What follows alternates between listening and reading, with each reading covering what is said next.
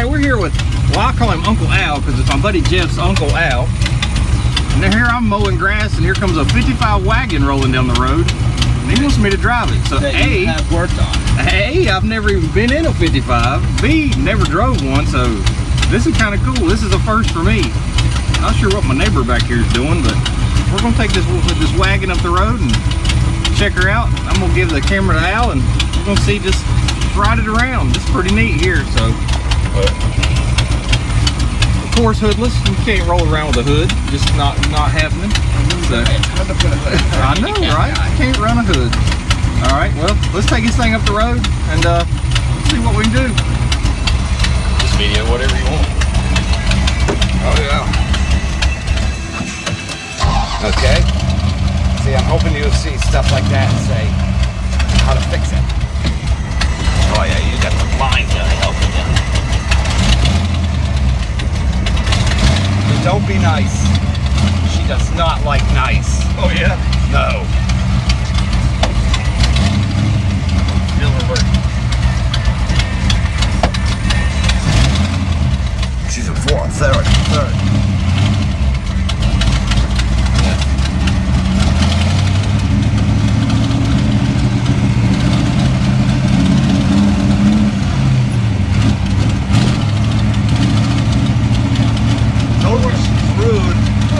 Oh, the front end's gonna go everywhere. Oh really? Oh yeah, tires are junk, shocks are shot.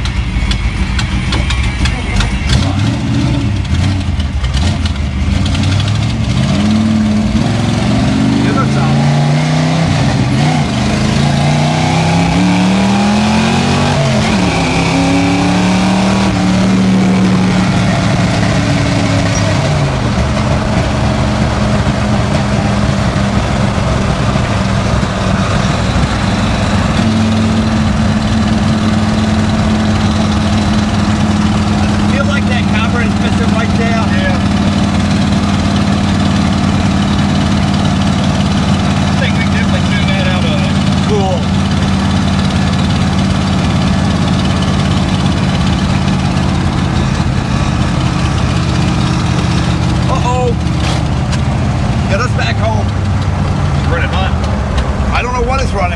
I can't see.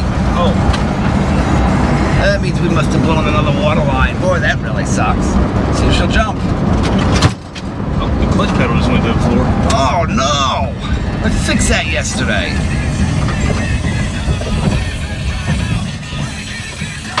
Oops. Yeah. Let me look. Uh-oh. A little technical difficulties here, but you'll have that.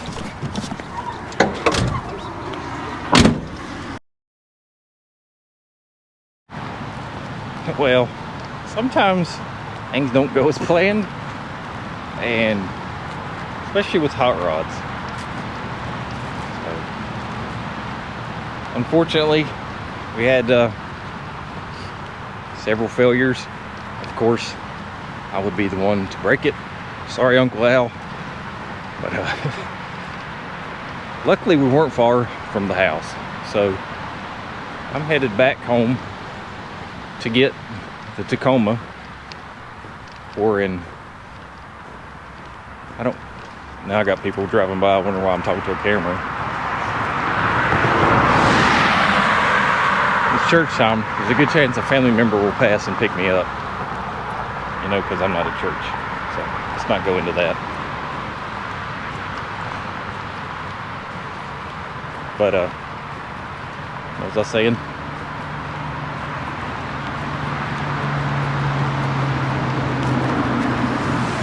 Yeah, look, I got rides.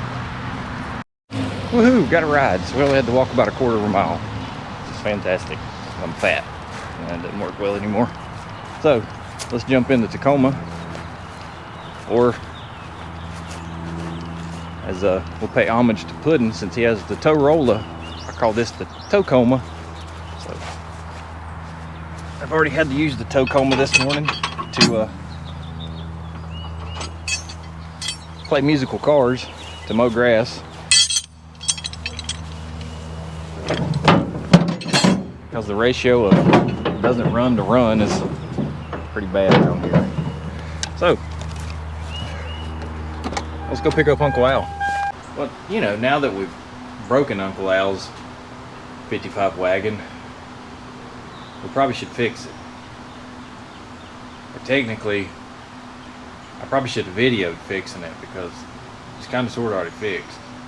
He fixed the clutch linkage that same day. Unfortunately, there was nothing to fix that radiator. It's around here. But he brought a radiator by.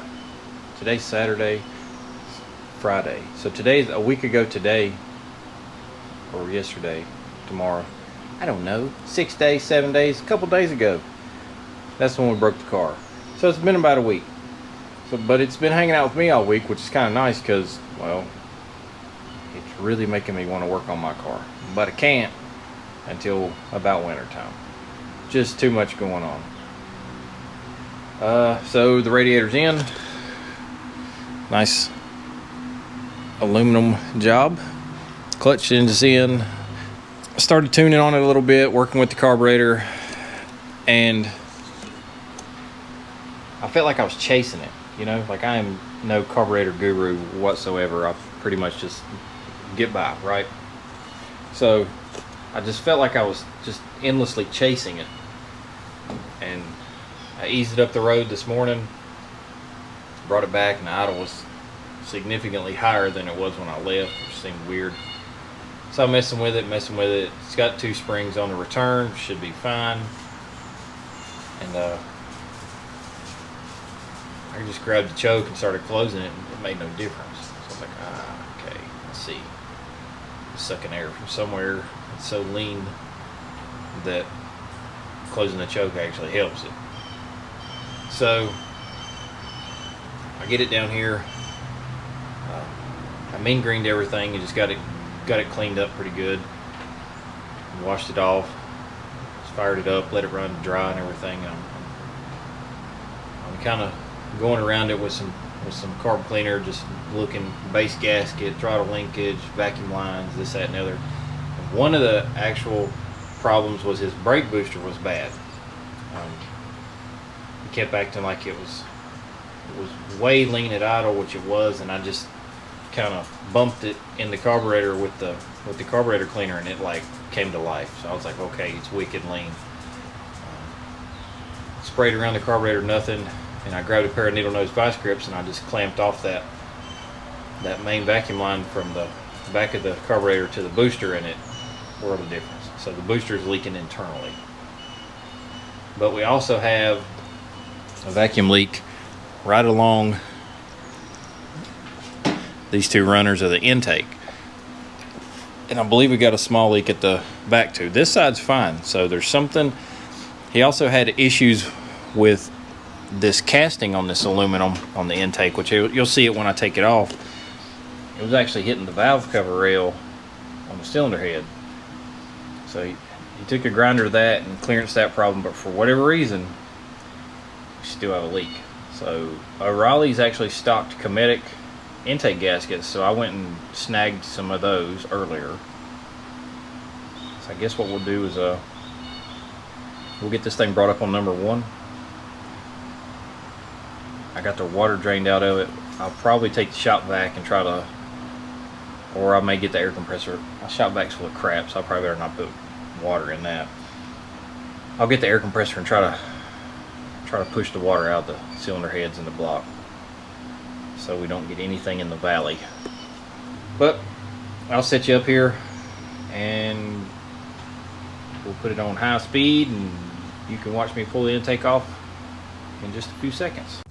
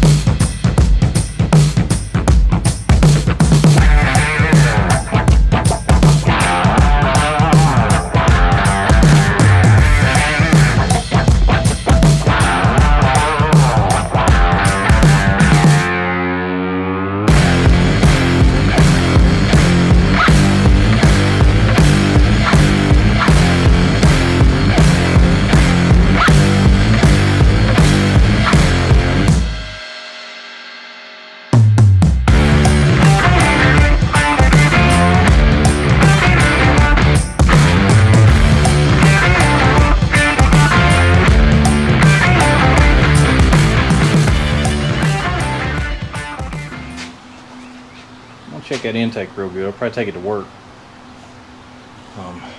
Use a good straight edge there. This motor got some nice parts in it. I mean, it's solid roller. Dart heads. Got a nice blow-proof bell housing back there. Transmission Super T10.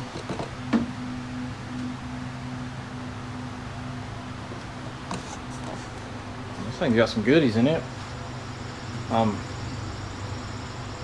It's been together a while. Seeing how it is a solid roller, I'm kind of concerned about these valve springs for him. If you've never had a solid roller, you know, they're not real valve spring friendly. You know, and it's not uncommon to have 200 plus on the seat. I know nothing about this cam. I do know the guy that put it together. I don't know him personally. I know of him. I know who put the motor together. Let me put it that way. So I really don't think he would. But it's been so long ago, he probably would not remember it.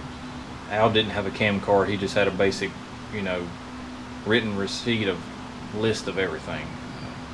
It did say roller cam on that receipt. Now that now that I see these solid roller lifters, but I don't have a valve spring pressure tester, an on-head tester. I mean, that's not the best way to do it, but it's a good way just to check them. I know a guy that may. I really hate borrowing stuff like that, so I may just look into buying one myself. But we got the intake off. As you see, it is I think that's a Speedmaster. Pretty sure that's a Speedmaster intake. So Chinese, it could be an intake issue. You know, I mean, there's some sort of issue. It's sucking air right there. But I'm gonna get these gaskets cleaned up. I keep seeing this proportion valve drip out of the corner of my eye, like every time. I can't. I don't know. It messes with me. But I'm gonna get these cylinder heads cleaned up, and the valley walls. I'm gonna cover this thing up real well for tonight. That way I can run this intake to work in the morning and check it out. I mean, I don't know if I got anything in here good enough to lay a straight edge on it, but let's see what I can find. If I do find anything wrong with it, I'll be sure to show you. But for now, we'll just close it out for today, and we'll jump back in to putting the intake back on, and distributor, get it back together. Gonna put some electric fans on it. I got to change a header gasket on the driver's side here, and I'm gonna clean up some wiring for him. So that's what we'll do when we jump back into this thing. So hang in there, we'll get back to it. Alright, well, it's the next morning. Actually, I've been down here for about 2 hours already, piddling and discovering some bad news. So last night we pulled the intake, and I ran and got some Cometic gaskets. They had Felpro 1206s on it, which are a good gasket. Yeah, they're 1206s, which is a good gasket. 65 thousandths thick. There was an intake to valve cover rail issue in the beginning when I first went and looked at this car. So it was clearanced here, which is absolutely fine. You know, no big deal on both sides. So that solved the major vacuum leak. I got the valley walls cleaned up, all the silicone off, got the heads cleaned up, got the intake manifold cleaned up, decided to come in here and just lay a straight edge on it. I've got this old, I don't even know what this thing is, but I've used it for years. I mean, I'm sure if you laid it on the surface plate, it's not dead nuts. But I'm going to try my best to get you in there and show you just how bad off this manifold is. And this is I thought it was a Speedmaster, but it says Assault on it, so I don't know if that's like a knockoff of a Speedmaster or what. But like I was saying, those gaskets are 65 thousandths thick. What I should do is I should dicom this thing up, the face of this intake, and that way you might be able to see it a little bit better. But I'm gonna lay a flashlight down behind it, and then lay the straight edge on there. This might be a two-person job. Hang tight. Alright, so I got my light laid there. Now we are flat. This would be the back of the intake, what you're looking at to the right of the screen. You can clearly see that gap. So it's high in the middle here. And as we move to the front, I might have to move my light, but you can still see that gap. Now this thing's like a rocking chair, so imagine if you just happen to get this backside snug down, you still have a gap, but then that magnifies the front side. And right there between those runners, that's a good, I'm gonna get feeler gauges and check it, but I'm guessing that's getting in on close to 100 thousandths, but we'll check it with the feeler gauges. Now this what would be the passenger side, well, it's pretty close. I mean, it's not you know, dead flat across. I also want to show you this. Like I was saying, Velpro 1206. Now you can see the imprint. Here's your heat riser, and it runs around. You can see the shaded difference where it's compressed this material and it's made it a little shinier all the way down. You know, same way with this right here. You know, you can kind of see the difference. This would be your, you know, your manifold side. Now let's look at this one right here real close. You can watch the imprint just flat disappear. I hope you can tell that. It just goes away. You can see how hard it hit right here in the middle where the heat riser would be. It just disappears. So that tells you this gasket's 65 thick. Then it wasn't even touching. Same way here, you can see it hit. There's no imprint. I mean, I try real hard to avoid the Chinese parts, and unfortunately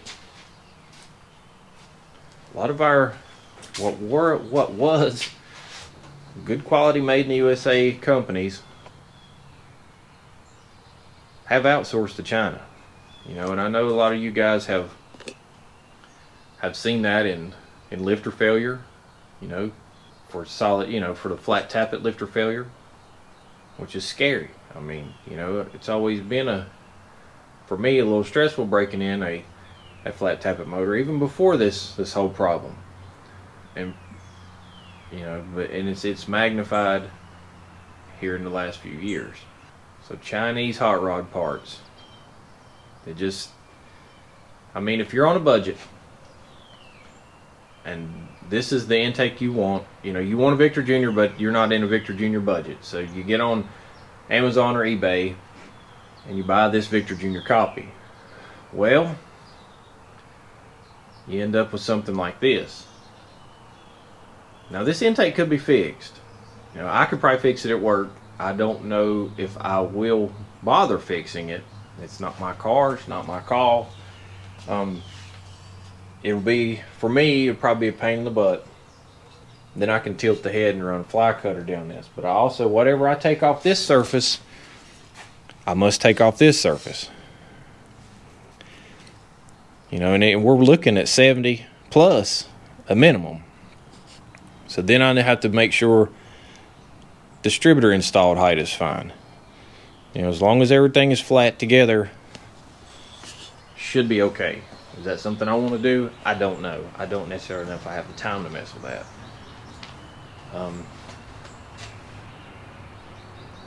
My car is pretty much ready for the first cruise in of the year for Kings Mountain next Saturday, I would like to see this car make it, because that's kind of what we're aiming at. I do, however, he may have another intake, I don't know. But yeah, Chinese hot rod parts. You know, it's sad that we have to deal with this kind of garbage, because, you know, like I was saying, if this is in your budget and you buy it and it turns out to be trash, well, you just threw away halfway. You just threw away enough money to be halfway to the Edelbrock or a Holly or a swap meet. You know, could have probably bought you a used Edelbrock or a Holly or Wind or whatever you say. You know what I mean? You see where I'm going with this? It's always a gamble. And for me, I can't afford to do it twice. Most of everybody else I know can't afford to do it twice. So it may prolong the build, but if you're buying known quality parts, then it may not come back to bite you. You know, I don't know. It's hard to. It's a hard call. So I guess we'll stop off on Al's 55 with right here, and I'll see what he wants to do. But I guess to me, and honestly, I don't want to sound mean, I think the Chinese need to stick to the buffets and the fireworks. That's just how I look at it. So with that being said, thanks for watching Left 4 Dead Garage, and we'll see you on the next one. Later.